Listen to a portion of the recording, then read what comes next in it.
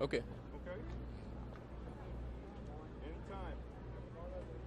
Alors, Jean-Victor Nkolo, vous êtes un ancien porte-parole de 3 présidents de l'Assemblée générale des Nations unies, des 64e, 65e et 69e sessions. Donc, vous êtes un habitué de la chose.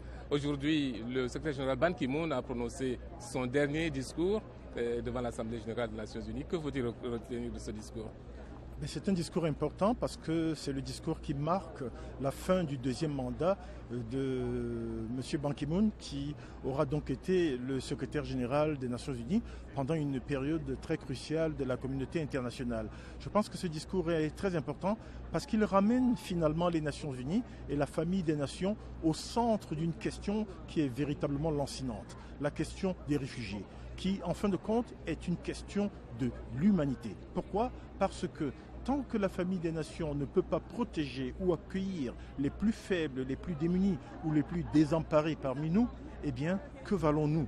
Donc cette question est très importante. Elle a d'ailleurs ouvert la voie à une rencontre très importante, une rencontre au sommet, la veille de l'ouverture de ce débat général entre chefs d'État. Le président Barack Obama en a aussi parlé. Beaucoup de chefs d'État africains certainement l'évoqueront. C'est une question lancinante parce qu'elle est au cœur de la gestion de notre cité. Le thème de cette Assemblée générale, c'est les objectifs du développement durable. Alors, quelle est la place de ces objectifs dans la lutte contre des phénomènes comme les réfugiés et comme le changement climatique ? D'abord, les réfugiés en eux-mêmes ne sont pas une chose négative.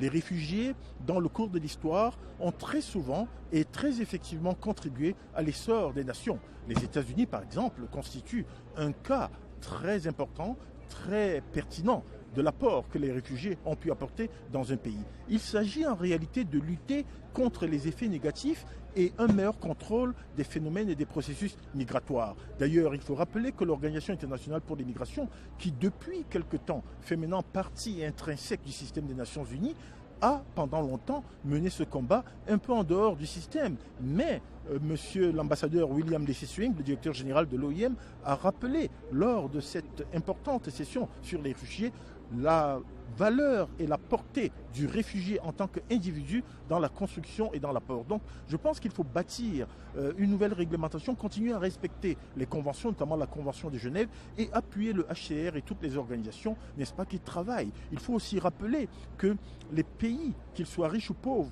ont tous un fardeau très lourd. Les pays africains accueillent eux-mêmes déjà beaucoup de réfugiés, même s'ils sont eux-mêmes créateurs de personnel, de personnes qui partent, qui fuient, qui émigrent ailleurs. Donc en réalité, les réfugiés, c'est l'affaire de tout le monde et c'est véritablement une affaire qui va marquer notre temps. Le secrétaire général Ban Ki-moon et le président tchadien Idriss Déby Itno, président en exercice de l'Union africaine, ont évoqué la question de la réforme du Conseil de sécurité de l'ONU. Quel est l'enjeu pour l'Afrique ? C'est un enjeu très important. Le président Idriss Déby Itno ne parlait pas seulement en tant que président de la République du Tchad, il parlait aussi en tant que président de l'Union africaine. Eh bien, l'enjeu est capital parce qu'il faut se souvenir que l'Afrique est partie prenante de ce qu'on appelle le consensus de Ezulwini. Ezulwini, cette bourgade au Swaziland, bourgade dans laquelle les pays africains ont pris un engagement collectif par rapport à la place que l'Afrique aimerait voir au sein du Conseil de sécurité. Eh bien, comme le Conseil de sécurité passe une majeure partie de son temps à discuter des questions africaines, tant et aussi longtemps que l'Afrique n'a pas sa place à la table, il sera difficile de faire que l'Afrique soit tout à fait participante, soit donc fasse partie pas seulement des problèmes, mais de la solution. La position de l'Afrique par rapport à la question de la réforme du Conseil de sécurité, qui est très importante elle-même dans la plus grande réforme du système des Nations Unies, cette position africaine est capitale, elle est importante. Et je pense que le président des Bursino, puisqu'il a pris la parole, peu avant le président Obama, a certainement été très écouté. Et je pense que sa place en tant que président de l'Union africaine est une place qu'il a certainement bien utilisée pour parler de cette question et réitérer la position africaine sur cette clé dans la réforme du système des Nations Unies.